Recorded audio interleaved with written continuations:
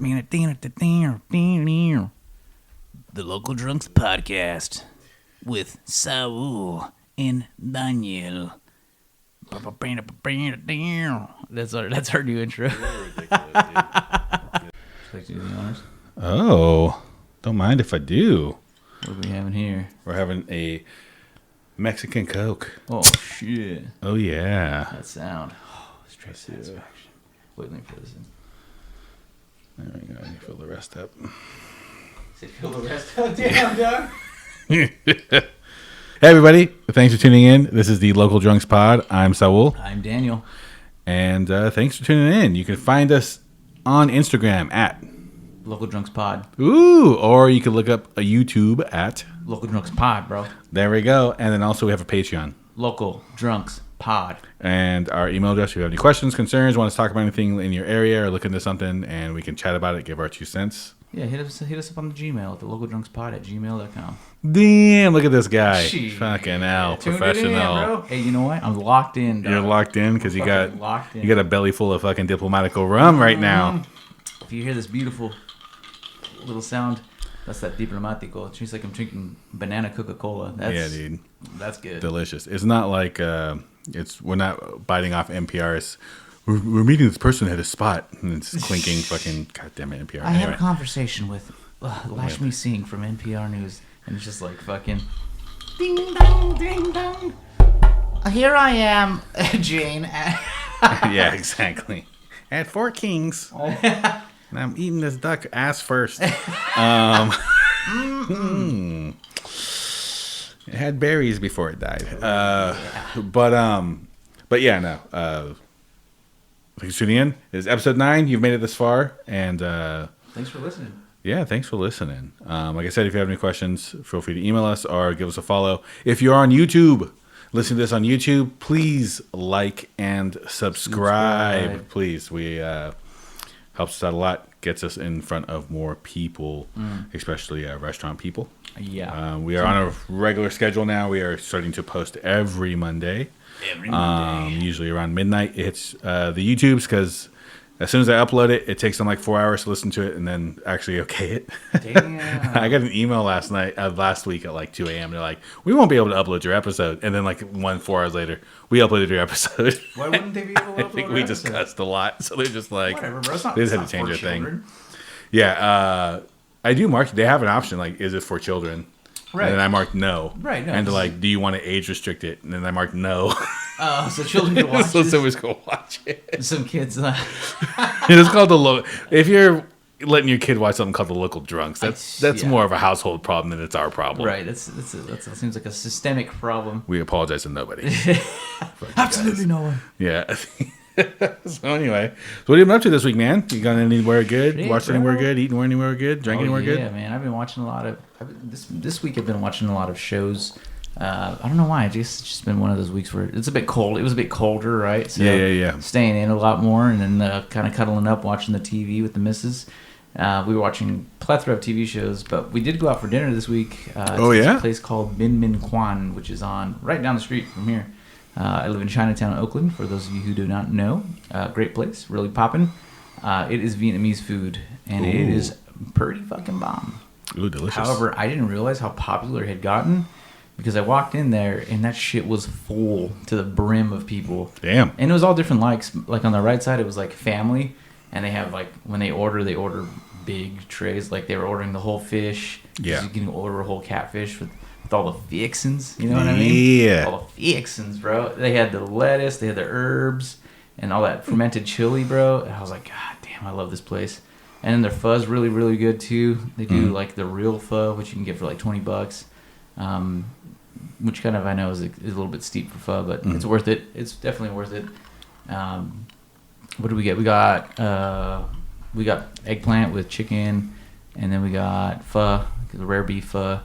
And then we got what's called banseo, which is like a coconut, and what else? I think it's coconut milk with like flour, some kind of flour. I can't recall right now. I haven't made it in a long time, but it's a crepe basically. Oh, nice. And then they fill it with shrimp, chicken, and pork sliced, and it's like kind of in it, like built in like an omelet, except it's crispy. And then they fold it over bean sprouts, and it's fucking spectacular. Ooh, that sounds hella good. It's so spectacular. It's so good, and they do a great iteration of it. And so it's like crispy. It's got all these different flavor profiles. And then you take the lettuce and you just kind of rip it off. Throw some of the fermented chili on it. Bussin'. Damn. For real. On God. Skibbity toilet Riz. That's what they got. You hear that? Yeah. Well, that sounds hella good. I used to hang out with a bunch of Vietnamese people. Oh, Fresno? In Fresno. Of course. And of course, yeah. And then we would always end up at I would always end up at their house, like on my days off. Hell yeah. And then we'd always end up fucking eating a shit ton of food, gambling. Hell yeah. And then drinking a crap ton of cognac. Damn. Always cognac. Fucking this out of the blue. Just that dude, not even the freaking Martell. The blue, freaking, like the stuff that's like $180 a bottle. Fuck. They would just pull out like 2 of them and be like, "What? Everyone's drinking?" And you're like, "Okay." Dude, I've had so much fucking cognac in my life. I haven't drank it. I don't think I've drank it since, just because I've drank I don't blame you. so goddamn much. And it's delicious. I love it. But at $180 a bottle, shit. yeah, dude, it is fucking random. I'm like, dude, it's a random Monday. Like, what are we doing? Like, everyone's working tomorrow, and the next thing you know, the little board game comes out where like you throw dice and it has different animals on it, and everyone's throwing fucking money on different animals. Yeah, dude, we're doing crazy shit. It was fucking hella fun. What year is it, dude? I think I woke up. Wake up from the party like, what year is it? Yeah, dude, I woke up one time in my car. And Booze, this guy Bowie, we call him Booze, and he was knocking on my door, and he goes, "What? Where'd you go?" And I go, "Dude, I got hammered, bro." I was like, "I was in my car to sleep." He just kept shoving drinks in my face. Hell no. He goes, "I don't know what happened to you, bro. You used to be an animal." I'm like, "I used to be an animal." You used to be cool, bro. Yeah, I've been drinking for 6 hours. You drink alcohol till you got alcohol poisoning, bro. I think I'll take a nap, man. That's abusive. You guys can't make enough meat fast enough for me to fucking slip well. You guys, this is a non-bread cuisine. That's one thing I really outside like of banh mi. Yeah, exactly. No, that's true. One thing I liked about hanging out with the Asian people in the Central Valley is they know how to fucking cook, and they know how to fucking. Dude, they throw down and they get crazy, and it's always fun. I had this picture of him, and it was someone's birthday, one of his female friends. And there's a picture of him, and he's popping up in a bottle of champagne, and there's like 60 people around him, and he's like right in the middle, and he's just about to spray it on everybody, and it's a phenomenal thing. I gotta see if I can find it. Dude, that sounds dope. Yeah, it's hella cool. One for the books. So down the street. Yeah. It's on 12th Street and right off of Webster. Oh, nice. Toward the lake. Yeah, it's pretty cool. Yeah, I haven't had good Vietnamese in a long time. Dude, you should go down there. Test them out. Yeah. As for the media part, though, I watched so many shows. I've watched this. Shannon and I started watching this new one. It's called Kevin Go Fuck Himself. It's a very interesting concept. Oh, yeah. You seen it? You watch it? I've heard of it, but I haven't seen it yet. I was like, I didn't know what to expect. I was just like, oh, it's maybe like another Schitt's Creek because it's the sister from Schitt's Creek. But then I started watching it, and I was like, oh, this is fucked up. Like, this is pretty cool. It's weird. It's like shot like a sitcom / got like Mr. Robot vibes, you know? Oh, really? Yeah, it's a little weird. It's a little deranged too, but definitely recommend that. That was pretty cool. Interesting to see. That's super cool. And then, I watched a little bit of that David Chang's Dinner Live. Ooh, what'd you think? Dinner Time Live. It's ass. I'm not even going to be fucking discreet about it, bro. What's going on? Bro, the whole thing is just have you ever tried to cook professionally or just cook period with somebody trying to converse with you? It's like the most... yes. It's intrusive. Like, you're just like... Cooking is something where you kind of look inward and you take your time and you figure these things out. But on top of that, it didn't even look like he knew how to cook because of the fact that he was just trying to talk to these people the whole and time. Actually make something at the same time. Yeah. And I was like, this is a terrible idea. It was just shitty. I don't even know how else to explain How'd the food look? It looked like shit. Like, it was just like whatever. And I was like, damn, did this fool stop cooking for so long that he just forgot how to cook? Well, the thing is, too, I think when you're at your station or even when you're running a kitchen, that's all you're focused on. Right. It's like there is an art to being like a celebrity chef or a chef that actually goes on and talks while they're cooking. Yeah. Because you'll even see it sometimes. Like an Emeril Lagasse. Yeah. Dude. Most of the shit's mise en place out for as seen on TV type shit. I'll pour a little more. It's all about prep. It's prep. It's what it comes down to. So he's going from like scratch. Yeah, no, that's not good. I'm like, what the hell? Yeah, and then they're probably those episodes are probably fucking. Oh, they're. I'm just like, dude. They're probably hella long too, right? Yeah, it's because it's like it was like a live stream, right? And so, yeah, it's more Diplomatico going with my glass, baby. It's like a live stream, and so we're gonna finish that bottle tonight. It's just delicious. Someone gonna shit their pants. It's probably gonna be me. If we do finish that bottle, bitch, you are not going anywhere. You're I'll stay here. Yeah, that's fine. So it's just like a stressed out dude just trying to make food for these people that don't know anything about food anyway. So it's just like, what is going on here? Yeah, that's shitty. Yeah, and then on top of that, he's the same guy that tried to fucking patent chili crisp. So he can suck a dick. The story behind that is he did the chili crisp thing, and then someone else who already had the patent threatened to sue him. There's a patent already for chili crisp? Yeah. So then, or like the way he put it. So then he bought it. He bought them. I know it ain't the grandma on the front. I can't remember which one it is. That shit's ancient. But he ended up buying them. Not Popo. And then that ended up meaning that he actually had the trademark on it. Okay. And then what ended up happening was now his lawyers have to go after anyone who uses that because they have the trademark. So it's like he did it, so he bought the people with the TM just to so he wouldn't get sued. So he bought them out. I'm curious as to what the specific recipe is for this. And then he ended up like, well, anyone who calls her chili crisp, like his lawyers are just proactive now. They're like, oh, you're using a chili crisp? Well, you have to pay us or you have to cease and desist. No. And it's just like one of those things like he's just stuck now. So I remember like people were just lighting him up on Instagram, right? And then someone wrote an actual article, and they're like, "Hey, like let's actually dive into this," and they dove into it. And they're like, nice. It came out like 2 weeks after all this shit, so no one cared anymore. But he was just like, "Hey, this is actually the reason why like he got this trademark because someone trademarked it already," and then now his lawyers are just being proactive because they have the trademark, and like they're doing what the previous guy did. Just being a patent troll. And it was like the other person didn't really care until he started using it. And they're just like, well, you're using our thing and you're a millionaire, so we're going to sue you. Damn. Yeah. No, I tried watching Ugly Delicious. He's come out with a couple of shows, right? He has quite a few now. Yeah. There was one of them that was really fucking boring. He just doesn't have that personality, that charisma. And it's not everyone does. You can just tell he's a fucking dick. Was it Mind of a Chef? I think is what I was watching. Yeah. And that was a little boring. PBS because it actually talks, which is kind of funny because it's produced by Bourdain. No shit. But him and Bourdain were like best buddies. Right. When Bourdain passed, like Chang like went this really long thing, and he was super sad, and like they were like best friends. Right. But yeah, no, it was kind of like eh. And then I just don't think he has that charisma that like you need if you're going to be the face of something. Right. And with his restaurants, he is that face, but it's easy when it's just print media. Mm-hmm. And that's when he really got really big was print media, like early mid 2000s. Yeah, the motherfucker shit. Yeah. And I think now that it's mostly TV and also social media, he just doesn't have that charisma, and a lot of chefs don't.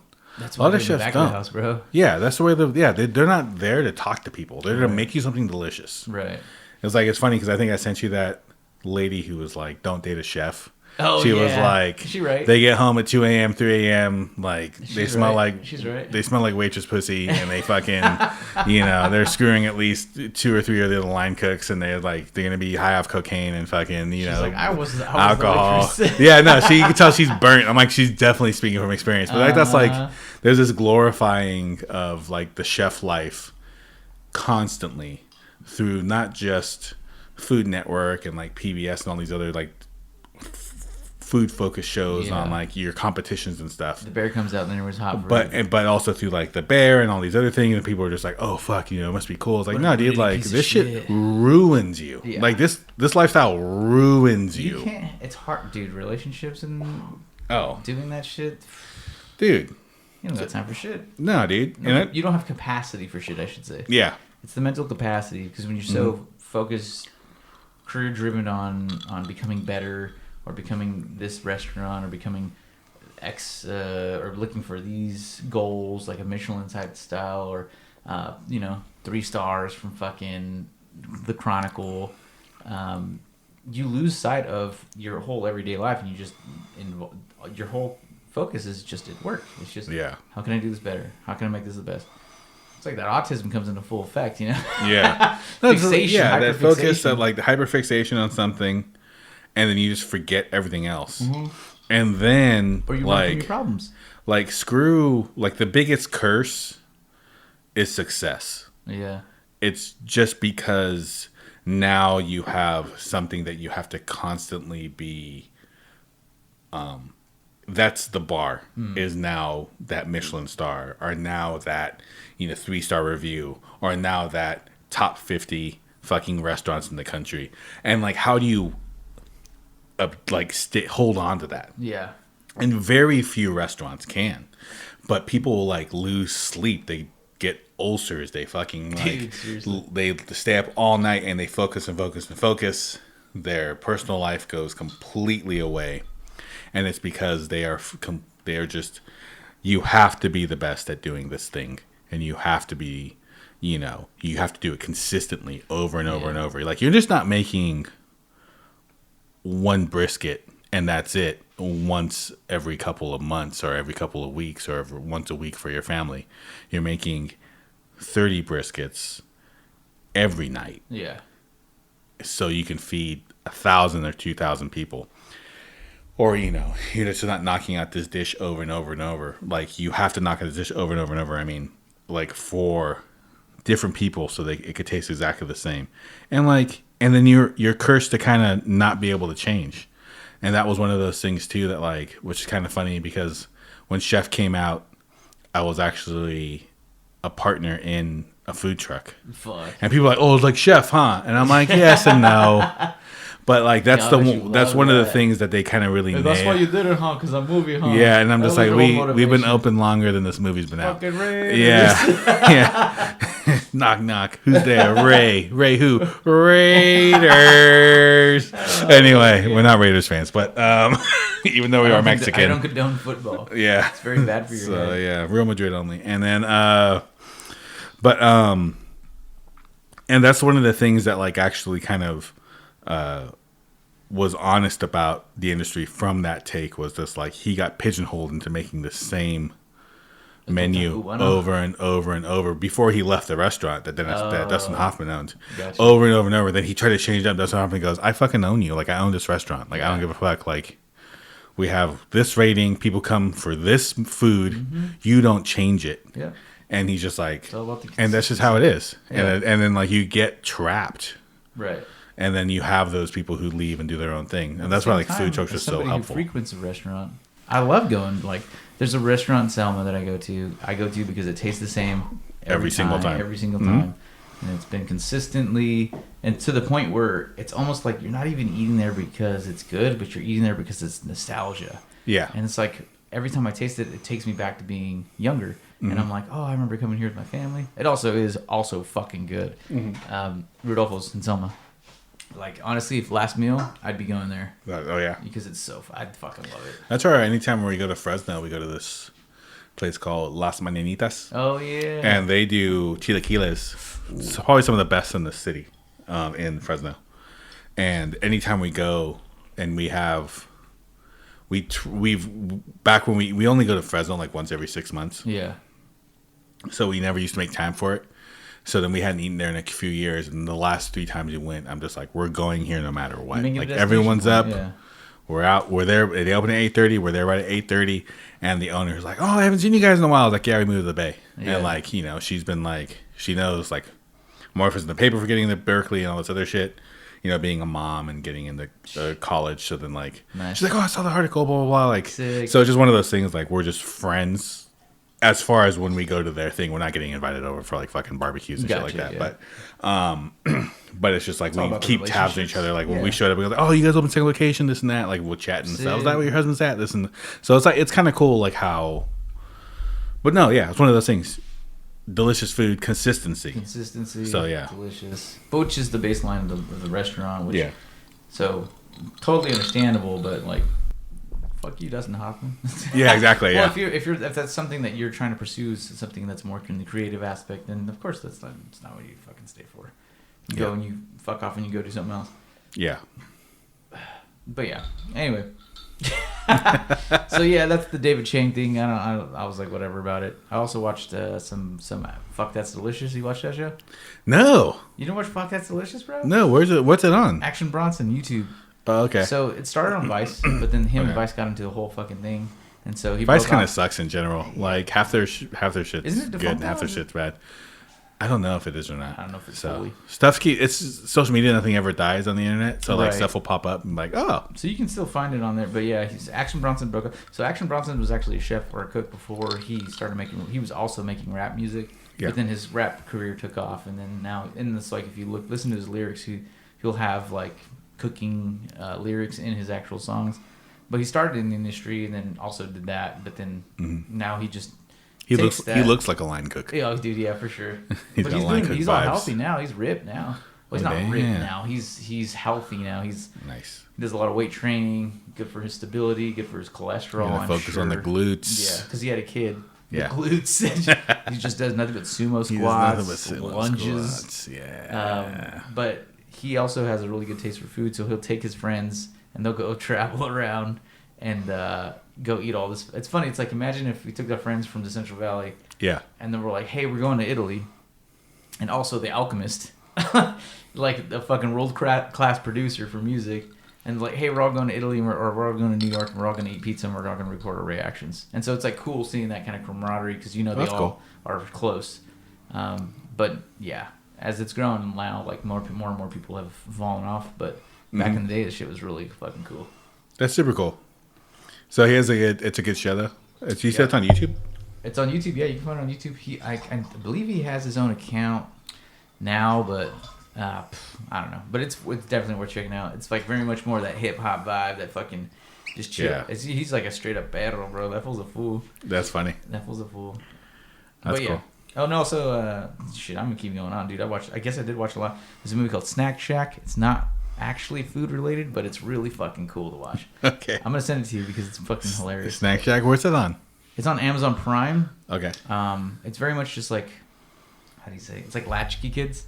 Okay. But it's like growing up in the 90s. It takes place in the 90s, and it's just like it's like a wholesome movie. It's like Sandlot. Oh, cool! I gotta check that out. It's good. It's funny. I'm about to get trash. Just pouring more Diplomatico in here. Yeah, that's it. Oh, that's cool. Okay. It's fun. I'll check it out. Any other bars or restaurants you went to? No bars. I've toned down the drinking. My as he drinks his fourth cup of fucking rum and coke. I just can't feel you want some more. You good? No, I'm good. Yeah. Yep. Okay. I'll save that one for the last one. That's all you, sir. This is the drunk episode. Every episode should be the drunk episode. My gym buddy she got a fight, so I'm trying to amp up my training and cut down my drinking consumption because it's not good for the longevity of exercise. Oh yeah, for sure. But I may get an exception now. Tomorrow I should be off technically, but we'll see what happens. As far as drinking, or as far as gym? As far as work. Oh. Which means that it opens up my capacity for the day, which means I can get all my important shit done in the morning. Mm. But they also hit me up to be like, hey, can you take care of these people that dance on the wall? And I was just like, I have a fighting Is partner. that tomorrow? That's tomorrow. Justin's in, and they text... well, Justin can't do anything. It's broken. He's doing tours? He's a broken man. He's a broken man. We're going to get Justin in here one time to talk about stories where he was you got to ask him about you got to ask him about stories, dude. Bro. That dude lucks into meeting so many fucking famous people. I was like, how, you got to ask him about his Lenny Kravitz story next time you see him. He met Lenny Kravitz. Yeah, God damn you got to but yeah, you got to tell him about that. Did he write the song "American Woman" about you? He did actually. This is when Justin had long hair. American Woman. And he's wearing those tight pants. Yeah, hell yeah. Some bar in New Orleans. Hell yeah. Mama, let me be here. Okay. What'd you do this week? So what did I do this week? I went and we got pizza from this place called Buffalo Bill's Pizza Parlor. Oh, They're in shit. Union City. Yeah, that's pretty much. You walk in with some dude nude. He's in a like, it fucking puts the pizza kimono. on the skin. Yeah, he puts the pepperoni on the on the nipples. cheese. Or else it gets the hose again. Yeah. But it wasn't too bad. Oh, no, sir. It was a little bit sweeter than I thought it would be. Ew, what? Yeah, the sauce was kind of sweet, but it was fine. The hunt for a decent pizza in our area continues. Fremont Pizza? Fremont Pizza, bro. Not the using sauce. Prego sauce? Dude, we drove down to Newark. Newark? Oh, shit. Yeah. And then we Same as New Jersey. cut over because my mother was like, "Hey, do you mind if we if I get a Starbucks?" And I haven't been to Starbucks in a long time. And I was like, "Yeah, sure, that's fine."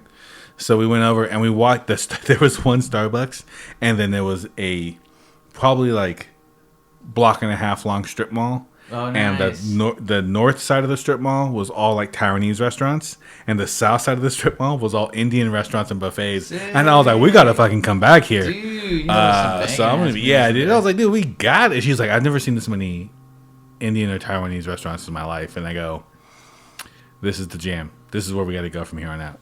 So I got to start playing it out. Banging. Oh, for sure.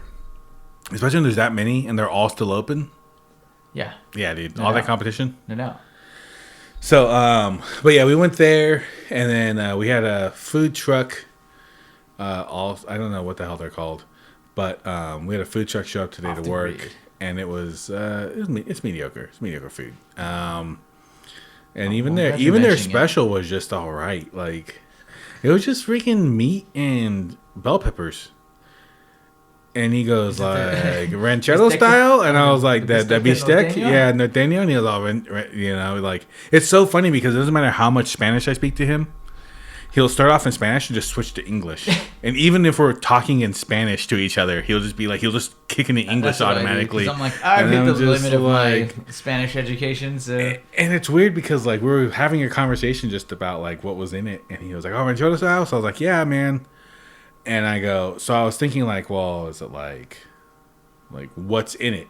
It was just bell peppers and fucking meat. And I'm just like, oh, well, that's. I mean, there's simplicity, but then there's like something about the flavor that you can add to something like that. But it also relies on the bean, rice, and tortilla. Like, I don't know, man. When I get I used to always get a bean and cheese from La Palma, which I highly suggest, on Florida Street, 24th and Mission. La Palma, that's that shit. Anyway.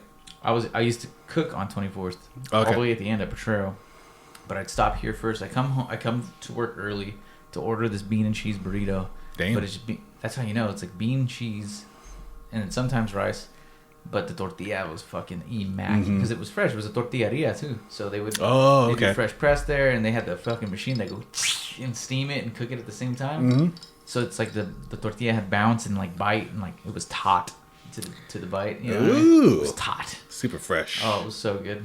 But yeah, so it's the simplicity of those ingredients. Yeah. But if you just have fucking shitty tortilla, rice, beans, steak. It's just why Mexican food works so well too, because all the like people there is just the whole thing are just like there is this thing on social media like, oh, Mexican food is just like, oh, tortilla, meat, and cheese. And they're like, okay, well, you can make a taco, you make a quesadilla. And they're like, oh, you guys are just reinventing the wheel. And then someone's like, oh, for fucking Italians, like, it's just the same dough, just different cuts. And, but there's a simplicity in the food that if you really nail it, it's just fucking delicious. And it's all about the ingredients. And that's the thing. And that's what it is. It's about that. It's about preparation. It's about actually cooking it properly. Yeah, it's like cooking it properly. And then getting all those ingredients together at the perfect time, and then giving it to you, and you eating it, and being like, "Oh shit, this is magnificent. Where's this been my whole life?" Yeah. And like, so what I've watched recently was I talked about it last episode, but I finished it. It's Stanley Tucci. I think it's Exploring Italy. I think it's called Finding Italy or something. Something like that. Yeah. And that's the thing, like, he loves food. It's so we're gonna talk a little bit about food episodes in general. Food movies. Yeah. What was the one that you mentioned? I forgot the classic. Oh, Big Night. Big Night. Which is probably one of the best restaurant movies. It's really fucking good. In general. Yeah. Just about the prep and the stress and the pressure. Right. And also trying to have this huge thing. Right. And then ends up like the dude down the street sets them up and they spend all their last of their money to fucking do this food. And that dude who they're it's just Louis Vega. Uh-huh. He's the voice of the orangutan in Jungle Book. Oh shit! So, but he was a really big star in the 50s. Uh-huh. So, like, that's when this movie takes place. And then it ends up turning out. Spoiler alert! Ends up turning out that the Italian restaurant down the street sets them up to where they just blow all their money, and he's trying to get Tony Shalhoub, who's the chef, to come work for him. And Tucci is the brother, and he's like, he'll go back to Italy before he works for you. Like, fuck you. So it's kind of a heartbreaking movie, but it definitely has that, like, this is the stresses, and this is someone who really cares about the food they're making. Right. And he is kind of a genius when it comes to making this food. And even this dude who is down the street from them, and he has the most popular restaurant on that side of town, and he is hunting this guy because he's just like, yeah, I made every single table needs to be flipped 10 times a night, but my food's shit compared to yours, so I need to steal you away. So that's the premise of the movie. Gotcha. So so he's going through, and it's a lot of it is just noodles and different sauces. Mm-hmm. But you can see, and then he ends up doing this. This dude roasts this whole fucking piglet, which is fucking delicious. Gets it, throws it all in there, throws everything in there, roasts it for like 3.5, 4 hours or whatever in this fucking oven, pulls it out, and Tooch eats it, and he's just like, fucking hell. Like, this is the tastiest fucking thing I've ever had in my life. Yeah. And, but it's just that thing that simple ingredients done really fucking well. Right. And you can't beat that. It's the best thing in the world. Right. And it's hard to beat that. So I liked the show. They end up actually, like I talked about last week, to where they didn't really address where tomatoes came from. And I think in the Florence episode, which I think is the end of the first season or the beginning of the second season, they end up actually saying, hey, like, tomatoes came from Mesoamerica. And Stanley Tucci's 1500s, and he was like, oh, yeah, you know. But I think, like I said, I blame writing, I don't blame him. He's not writing every single episode. No, he's just Stanley Tucci. But it is kind of funny, is just because, like, every single restaurant they go to, I'm like, I bet you this restaurant's a Michelin star. And they're like, oh, yeah, and that's why he has a Michelin star. That's like literally right after I say it. And I'm like, you can just tell just from concept, and that's the thing too with these shows as well, is that they only go to Michelin star spots. And it's just like, oh, that's cool. But, like, what about the mom and pop spot and this and that? Like, and you can't really jump into it. Like, you can do a whole season in one city. Yeah. So I understand why they don't. But I wish that they would kind of branch out even more, because, like I said, not everyone can fucking afford to eat at Michelin star spots all the time. Like I said, back in, you go to these X amount of restaurants. Yeah, like I said back in episode 4, it's like every single time you hear, like, oh, this Michelin restaurant only costs like $30 a person, it's like in Japan and shit. Right. So, like, or Southeast Asia. So it's just one of those things that, like, I wish, I'm saying like a lot. I wish that it would do more just mom and pops. Yeah. Like, I was in Italy right after high school, and I had some phenomenal food. Damn. Some very, like a veal lasagna that was like probably the best one I ever had in my life. Even to this day, I still think about that lasagna. I dream about it.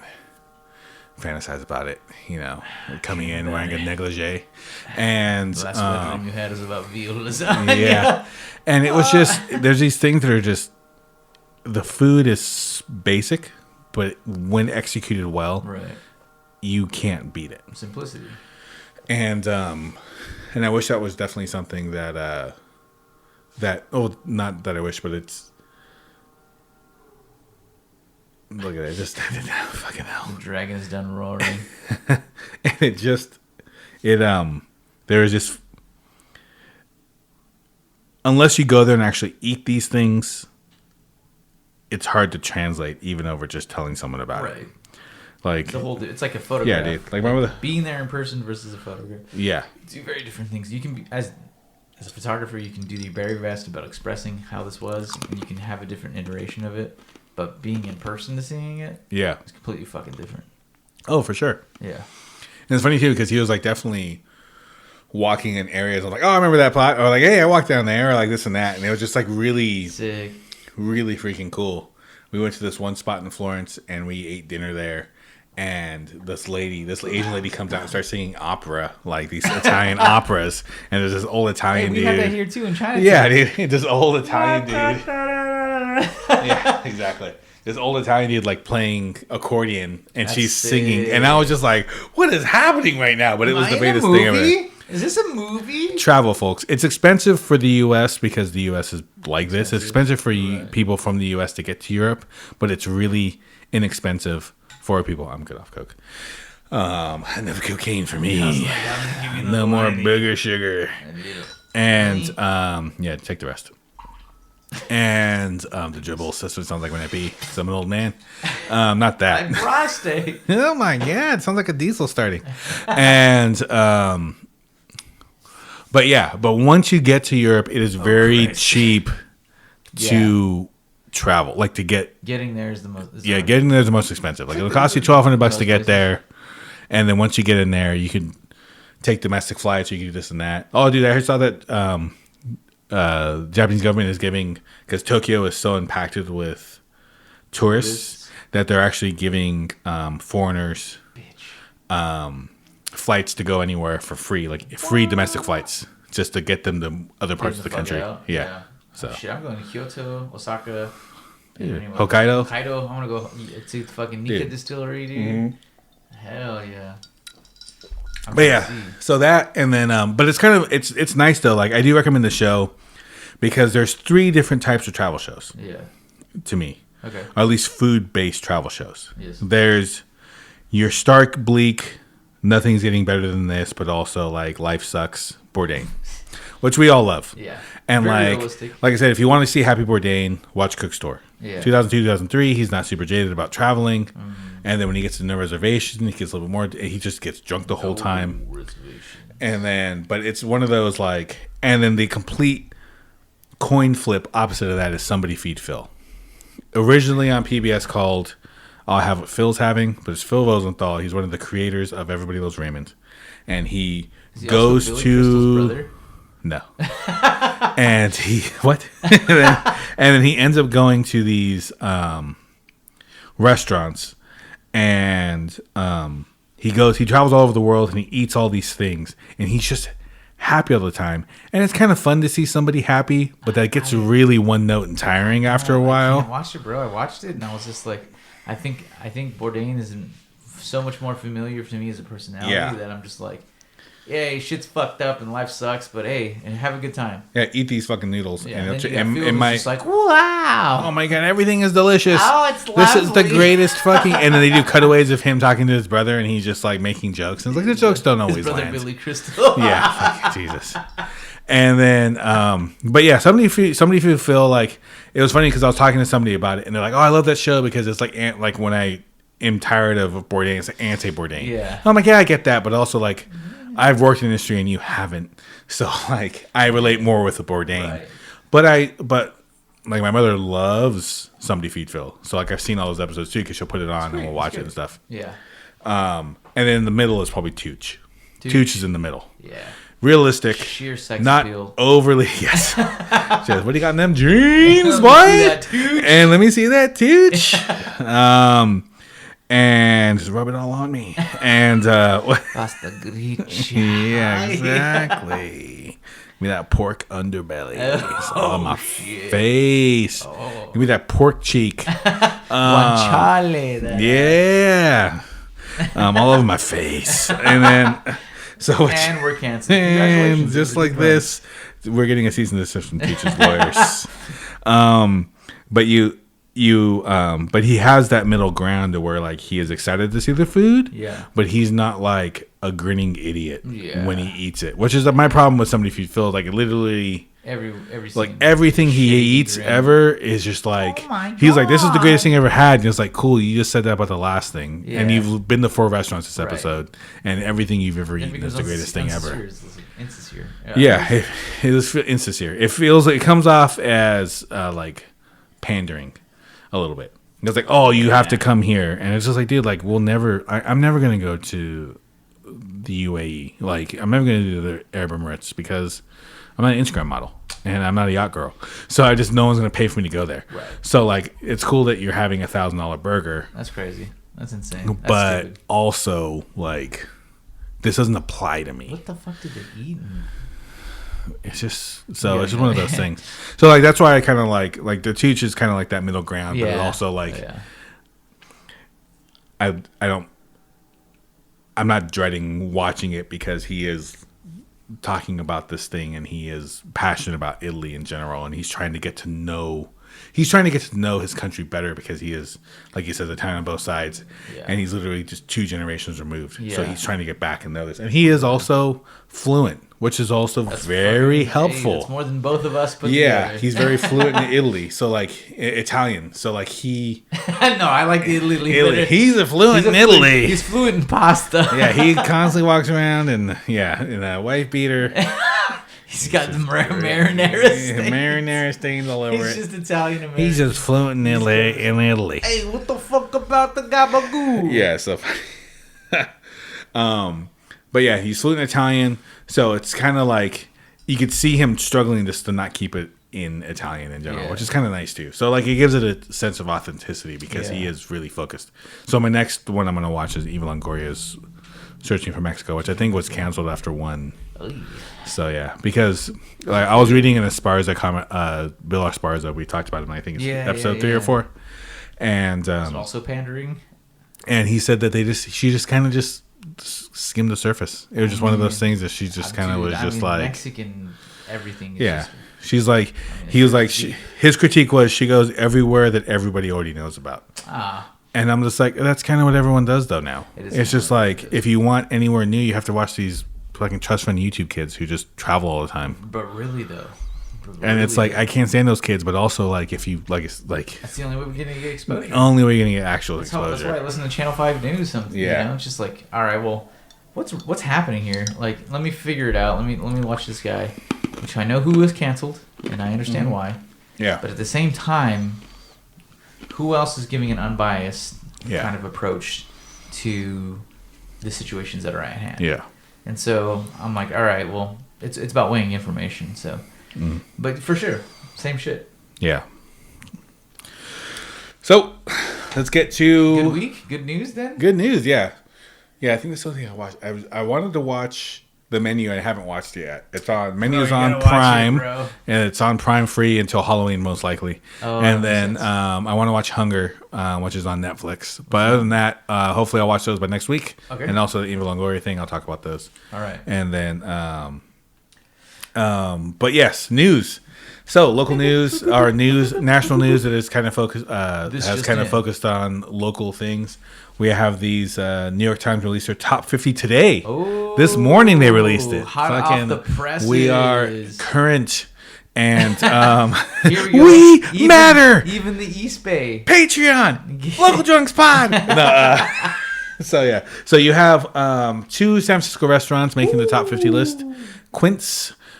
Which I wish I knew someone who worked at Quince. It's fucking only assholes work there supposedly. Yeah, no, that's right. That's accurate. Only people who love cocaine and have no self-respect. That's very right. Fucking no dignity in their body. And then Four Kings as well. We were one of the first people in the Four Kings train. You're welcome. The reason why they got top 50 is because we talked about them in episode 2. It's facts. And so we'll take our duck to go. I think we have clout. Yes, I think a little bit.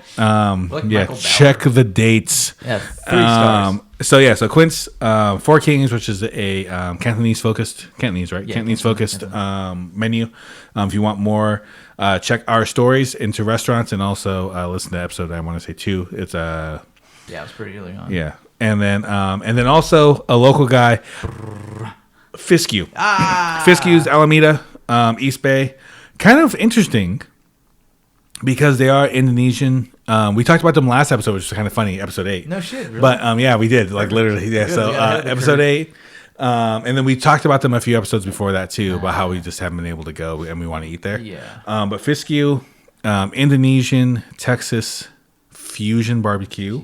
They said the reason why they made it is because no one else is doing quite the food that they're doing. And they're right. And they are very right, because there is no other Indonesian barbecue Texas barbecue places in America. We're good. But like I said, like last time, Lucky Chow, they go around and there was like literally 3 or 4 other Southeast Asian focused barbecue spots that like the host hit.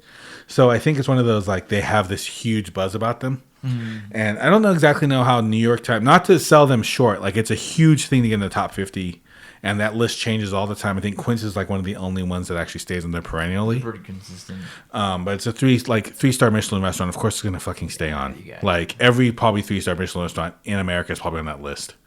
And the reason I got turned on to Fisky is because there's this guy named BBQ Snob. He's on Instagram, and he hit them up because he knew them from Texas or something. Oh shit! And he hit them up, and I found out about them probably like a month into them actually doing it. Yeah. And he hit them and Breakwater Barbecue. Breakwater Barbecue is Michelin mentioned. They're in between Half Moon Bay and Pacifica. Solid barbecue as well. That's the one place I have been able to hit and eat at. We gotta do a family trip, bro. We gotta do a family trip, bro. And then, but we gotta hit Fiskew. And but it just made me realize, made me think, like, how the fuck did they find out about the guys, this and that? Yeah. But these guys, Fiskew has been getting a lot of clout, especially in San Francisco, and San Francisco is seen as a food mecca in general. Yeah. Ever since the '80s, late '70s, early '80s, when all this food started, like all this money started flowing in, slow food movement in the '80s. But like all this money started flowing in after. Yeah, we should. After Judgment of Paris, then people started just throwing money at the Bay, throwing money at Sonoma, throwing money. 1976, Judgment of Paris blind tasting between Sonoma and Napa wines and French wines, and where Sonoma and Napa wines actually kind of won out. So it made people really focus on this area and put all this money into the area. But the funny thing is, the weird thing is like so the slow food movement started because it started in Italy in the 80s, but that's because they like opened up a McDonald's in Rome.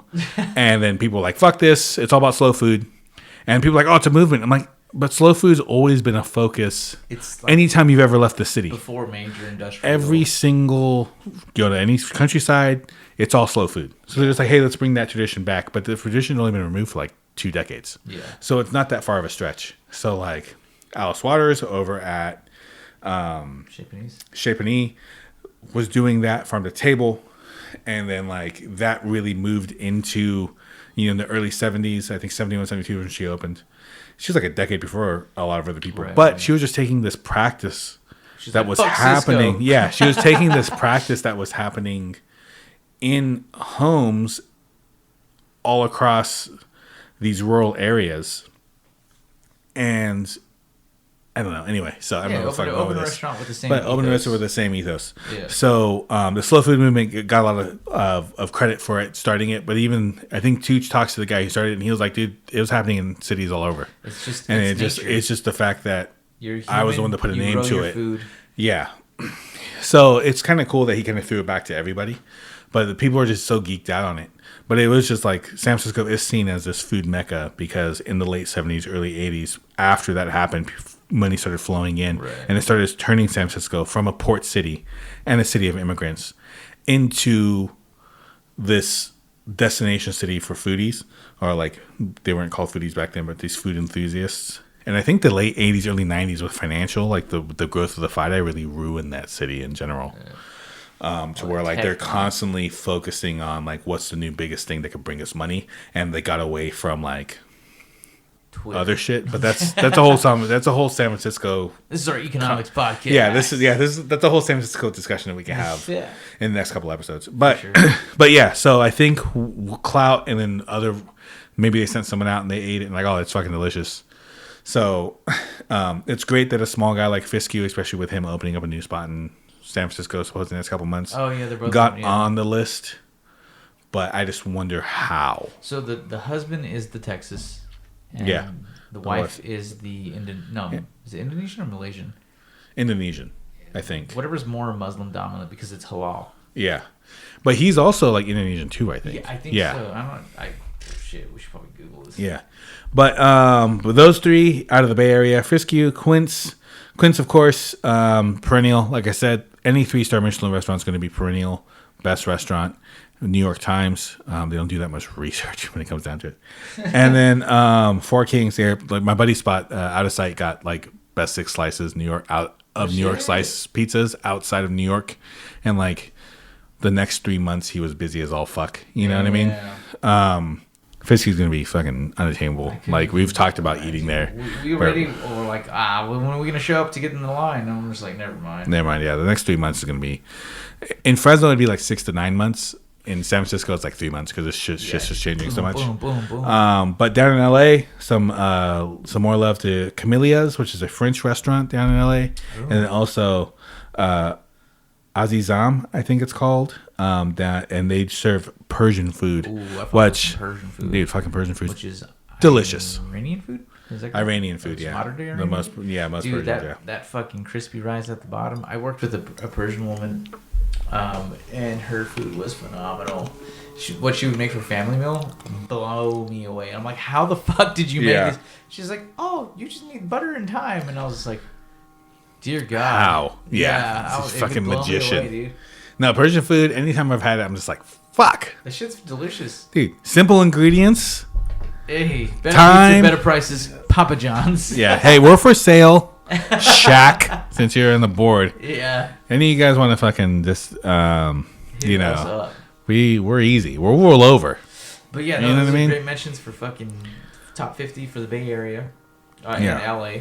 Yeah. Camila and I thought, in all honesty, with such a large amount of restaurants, especially like extremely high-end restaurants in California, I thought we get a couple more restaurants, but 50. You think about it, it's like one per state, top 50, right? Yeah. And then we probably stole like North Dakota or some shit, and South Dakotas and fucking Montana's. But anyway, shit happened popping over there. Yeah, we got corn. We got corn and potatoes. Roasted corn and taters. This is how we do it. I'm surprised Quince honestly made the list. Like I'm not surprised, but I'm surprised they focused on it. You know, because it's already an establishment on its own. Yeah, exactly. I think it's just one of those things too. It's just like if we don't include every single trip star Michelin restaurant, like we have no clout. I'm not gonna lie, dude. That place, the reason I worked there is because I ate there. Yeah, and that's usually how it happens. But when I first started cooking, there's a restaurant called Paisan on Dwight and San Pablo, and I would pass this restaurant on my way to get my dishwashing job at a place that used to be called Gammenkitzel, which was a German restaurant. Complete shit show Gammenkitzel was. Anyway, that's a different podcast. I would get breakfast at Paisan. They're not there anymore. They're a barbecue spot now. They are now Fisky Barbecue. Yeah. No, it's a lie. Supposedly a mediocre barbecue spot. Oh yeah, I'm sure. I've heard. It's California. Yeah. So I would go into this place called Paisan, and I would go eat. It's the first time I ever had a strata, which was a savory bread pudding, and I was like, "What the fuck is this?" And I ate it, and I was just like, do you guys need line cooks or dishwashers? And they were just like, yeah, come on in. The only reason they hired me is because they quote, I was cute. So they took me on. It's those tight pants, brother. It was the type. Oh, dude, I was wearing some skinny jeans. That's where in my 20s, I was wearing them skinny jeans. Yeah, I see all the veins. I was like, let me show you the bulges. Let me show you. Yep. You can see the outline. Let me show you this. You can count how many semen are in my balls. They take you all year, but you can do it. And so I started cooking there because I ate there, and I liked the food. So the same situation with Quince. I was like, damn, this shit is phenomenal. I need to figure out how the fuck you guys are doing this. And then upon doing that shit, you're just like, boom. That's funny because on Friday last week, Lainey was like, I'm going to a 2-star Michelin restaurant. Like, this is my first time in a 2-star. And I was like, wait till you go to the 3. And Dave was like, yeah, how about you just make a podcast about yourself, you fucking prick? And I was like, you're right. You're right. Yeah, it's fucking funny. I was like, I should. It's going to be called Hamburger Help Me. For all the trauma that you... Where is she going? She's going to Lazy Bear. Oh, yeah? Oh, that's right. I think it's tomorrow. I think she's going tomorrow. Damn. I'm going to text her and tell her to send pictures. Tell her to take as many pictures as possible. Yeah. We need the info. And also live stream. The 411 live stream. Yeah, fucking seriously. Damn, I got to turn on my Instagram again. And then other news, local in Oakland. Always good to have some good Oakland news because we are coming at you from Chinatown, Live. Oakland. Everything I learned about this is Westo though, huh? Yeah, this is West Oakland. Everything I learned about Chinese people, I learned from Big Trouble in Little China. Anyways, very accurate. There you go. Yeah, just abide by that. Thanks. You'll make it far. Thanks, John Carpenter, and thanks.